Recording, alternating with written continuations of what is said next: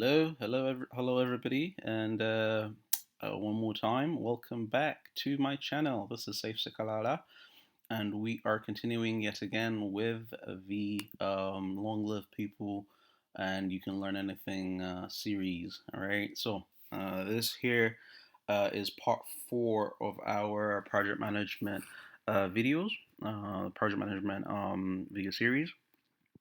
And in this part, we're covering risk, communication, and procurement. And just as a recap, uh, project management meaning for the primary purposes of those of us that are prepping to take the PMP, the professional, or rather the project management professional certification, which is issued by PMI, Project Management International. All right, let's get right to it. Just trying to be time conscious, so no dedications for today. All right, so uh, I have to give this disclaimer. I'm not going to dwell too long on it. I've already given it, and it's right there. Clearly, you can see it. Do not rely on these videos if you are, you're going to take the exam. PMI requires you to put in an informal way to know your stuff, quote unquote, so to speak, to know your stuff. And so that means either you have a CAPM or you prep for the exam with a licensed vendor. Okay, these videos are not gonna just be enough for you. All right, so we get started with the last 3 chapters of in this part. Well, in this part, this is part 4, and we have 3 chapters. Each part, remember, has we have 5 parts. We're left with after this, we're left with one part, which has the last 3 chapters. This chapter 13, 14, and 15. And this right here, we're looking at part 4, which has chapters 10, 11, and 12, and that's risk, communication, procurement. All right, so let's get started. So first point here that I have is a surprise. Uh, this might be, for most of us, this will be counterintuitive, but guess what? When we talk about risk and project management, we're not necessarily talking about something, it doesn't necessarily have to be bad, right? Nope. As it turns out, some risks can be good, okay? So, for instance, the example that I give here is thus. Remember, in the previous couple of videos ago, I believe it was the second part, I gave you that example of how scope creep. Okay, so and just to recap in detail, remember you're the PM. So the hypothetical scenario that you're using is that you're the PM in a project. And you're supervising this project. You've been commissioned, right? And you have a case of scope creep in the sense that some of the shareholders, some of the stakeholders want you to expand the project, and yet you've already worked out a budget, a schedule, or a breakdown structure.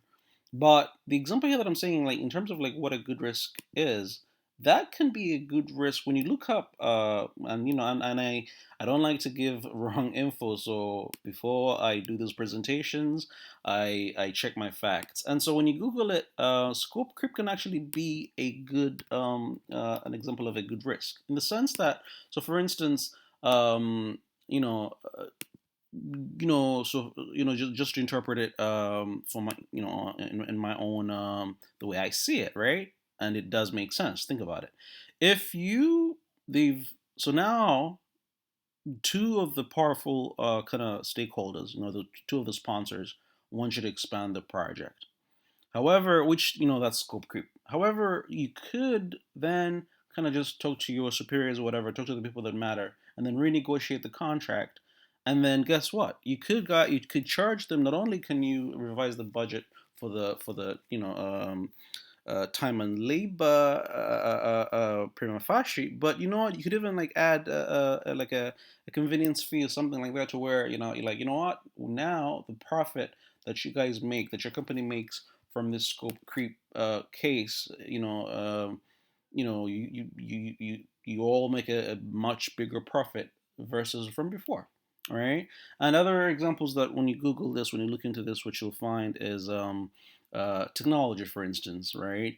And then political regime. So depending on, it doesn't matter where part of the world you're in, but this happens mostly. Maybe it might be more a feature of kind of from the in the developing world, for instance, in Africa and the global South, where for instance but even in the United States, for instance, like this happens where some governments are more business friendly than others, right? And so one government might be the current administration might be very I don't know, anti fill in the blank, quote unquote, and we're being simplistic here, but let's say, you know let's just go with oil, for instance, right? Oil drilling, right? And so the current administration might not be as friendly to oil drilling, and then the next administration comes along and is more friendly to it. And, they're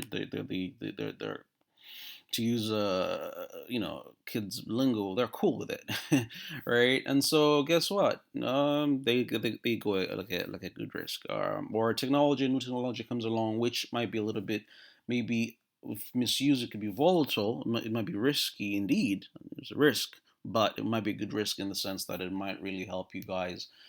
You as the project manager, just you and your stakeholders move along at a faster pace, for instance.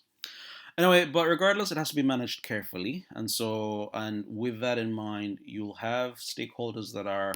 I should have really, let me just go ahead and highlight this for you. You're gonna have stakeholders that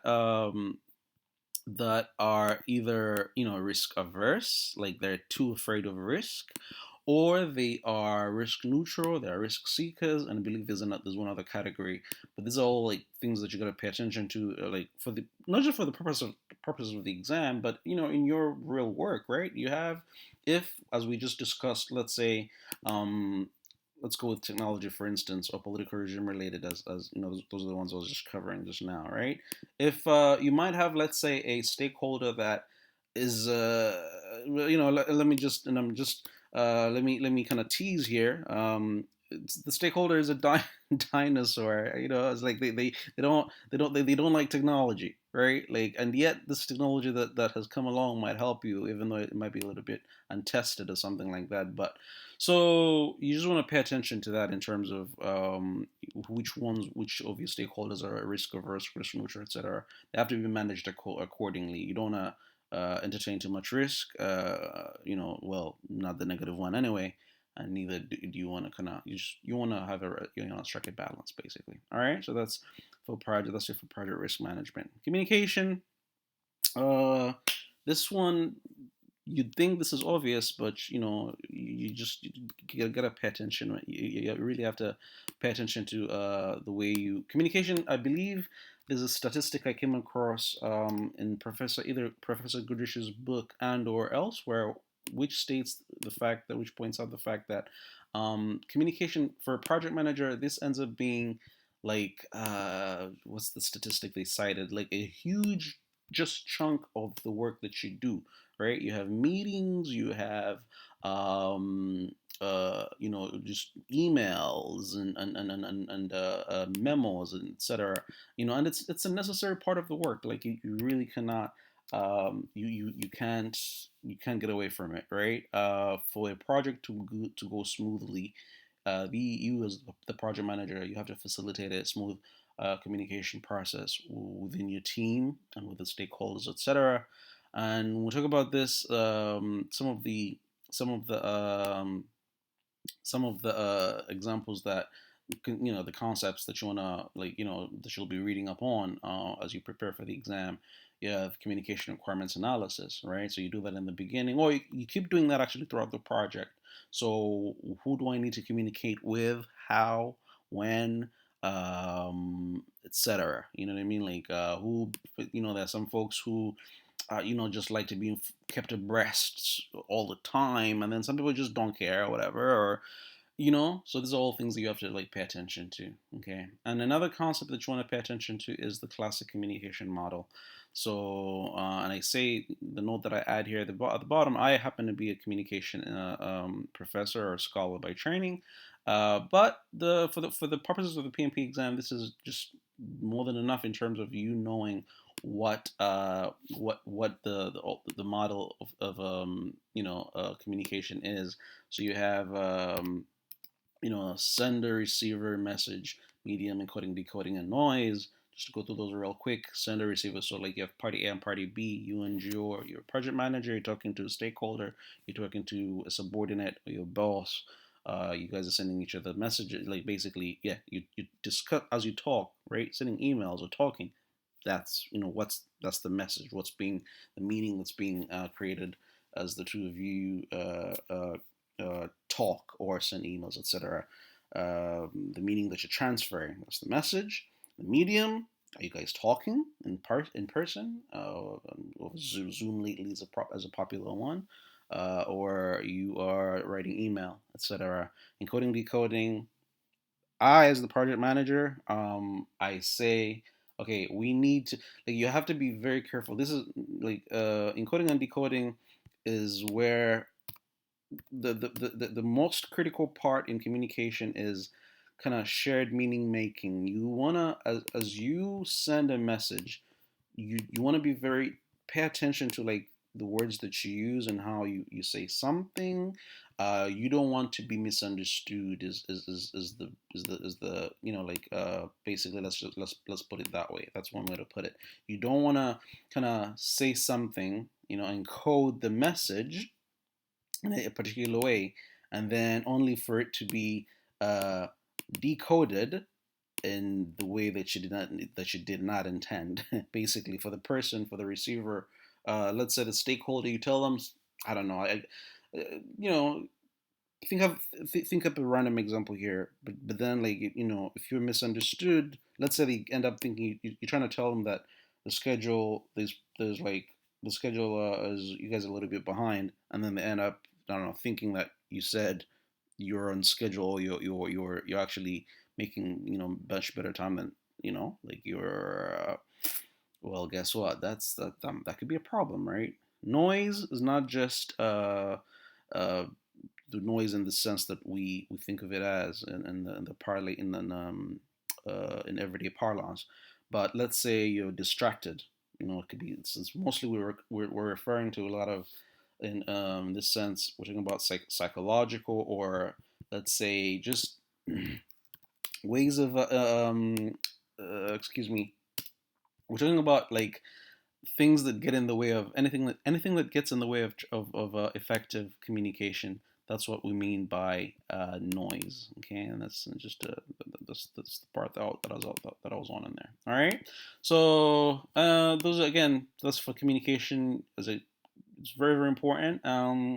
It's funny the materials don't go into it as in much detail, but in practice you know that you have to pay a careful attention to it. Finally, procurement management. And so here, the one thing I'll just jump right to the point that I have at the bottom is the technical types of like the definition of the types of contracts can be really really confusing. What is so just in terms of what's the one? What are the different names of the one that is where it's a flat fee, fixed flat fee or a fee with fixed with incentive, yada. There's different types, and so just don't let it kind of intimidate you as much. Just invest extra time in terms of studying for it. Like just covering it. You want to just pay attention. Just know ahead of time that what this might be a little might get too technical. So just kind of budget for it time wise. Okay. All right, and so that's it for the fourth part for risk communication and procurement. The one thing, just a quick little message I wanted to pass along here as we close. Um, get in touch with me if I know that like sometimes you might want to get a certification, but for some reason you don't have the resources to do it. I have it highlighted right here. No promises here, but like sometimes you don't know. There's resources out there where like you have folks that organizations that might be willing to sponsor you, and so If you reach out again, I'm not saying I certainly, I'm certainly not Mr. Moneybags, or I'm going to cut you a check, but I can check with my LinkedIn network. I can see if there's people out there that might be willing to help you out in that respect. All right, but thank you so much for watching. Just give me some feedback, folks. If you like these videos, well, go ahead and press the like button, share them, subscribe to the channel. Thank you so much, and I will be back with the last part of the communication, or rather of the project management series, and then after that we'll get into Drakeology. All right, have a good day or a good night wherever you are. Thanks for watching. Bye bye now.